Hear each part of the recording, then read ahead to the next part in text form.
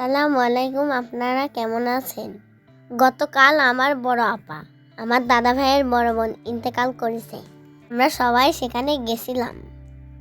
আমার চাচুরাও সেখানে ছিল। একদিন দুনিয়া থেকে সবাইকে যেতে হবে, কেউ আগে কেউ পরে।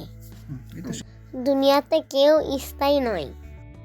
একটু পর বড় আপাকে নিয়ে যাওয়া হবে।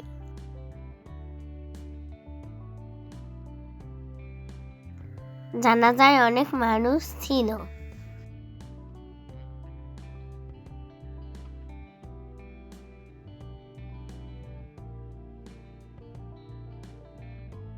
কবরস্থানে আমার আপাকে নিয়ে যাওয়া হচ্ছে।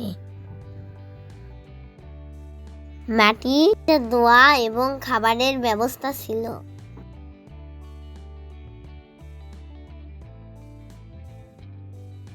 আজকের আবহাওয়া ঠান্ডা ছিল।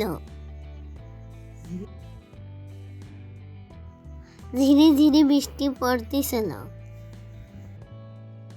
আর বড় আপুর জন্য সবাই দোয়া করবেন, আল্লাহ যেন তাকে জান্নাত দান করেন। সে অনেক ভালো মানুষ ছিল।